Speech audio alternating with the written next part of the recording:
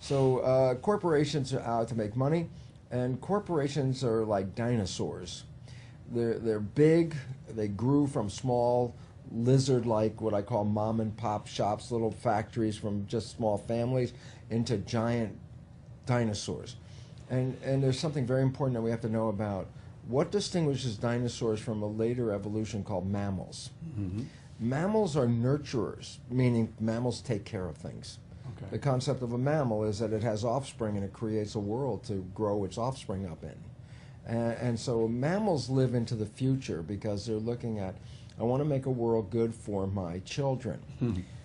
Reptiles don't have a future, they live in the present moment. Mm-hmm. And corporations are like dinosaur reptiles because they extract all the wealth that they can, but with no vision for the future. Mm-hmm. They only want to know, what can I do right now? Well, that's a reptilian problem. And the reptilian problem is we never plan on what is the consequence of our action in a future world. As indigenous Indians have always done, is you don't do something today without thinking about what is the influence of what I do Exactly. on the future of the world. Well, corporations, they don't care. Their first thing is make money. And so it's interesting when you say, I see ads against global warming, like global warming is not occurring. And I go, who is writing these ads? And it turns out corporations. And the simple reason is this. They're really hoping for global warming because where the ice is, like in the Siberia or the Arctic or the Antarctic, underneath that land is all the minerals they've never been able to get. So they're so excited by the fact that if we have global warming and all the ice melts, then they can mine. There's a lot of stuff underneath it. So it's like a corporate interests are actually pushing against our survival because they need to make money today. Yeah, it's really insane. And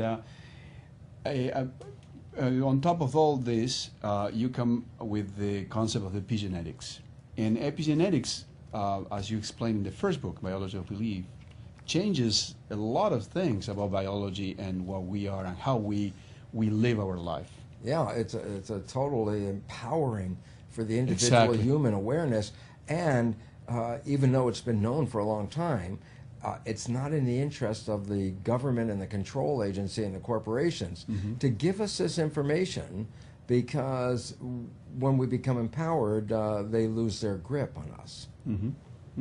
So how epigenetics works with the situation, I mean, how positively works with the situation that we are in right now, because it looks like a solution. So knowing that and changing beliefs and perceptions and way of conduct and things like that. Before epigenetics was a science called genetics. I taught genetic control, which literally says control by genes.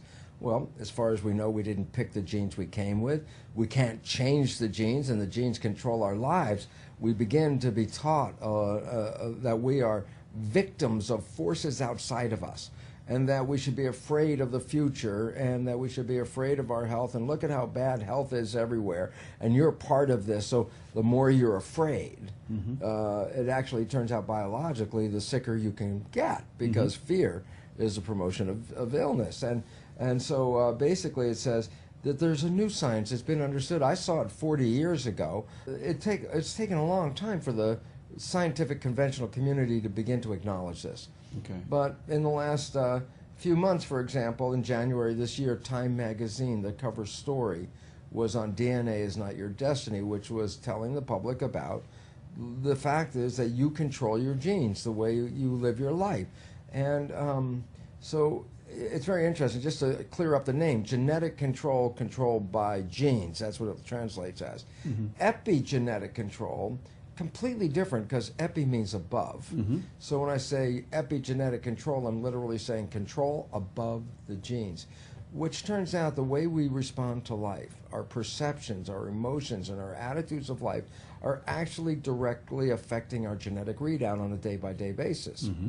And why this becomes important, it says, well, in the old story of genetic control, you're a victim. Genes control you. You don't pick anything, and people become very irresponsible.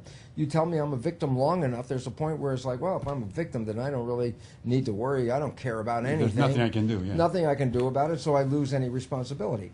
And now the epigenetic one is totally different because it says, as you change your perception, you change your genetics. Well, if that's the simple understanding, then there's a simple truth, and that is, we are powerful creators because we're the ones that can change our perceptions. So all of a sudden, we're not limited by our perceptions. We're able to change them. And when we change them, we have dramatic control over our own biology.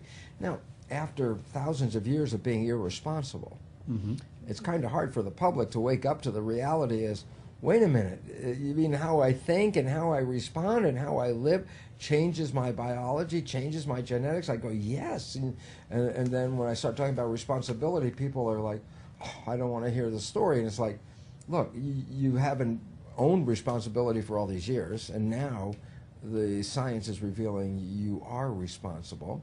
That means we better change the way we are living, and we better change our perceptions, because if we don't, then we're going to continue on the path that science has already said is in front of us.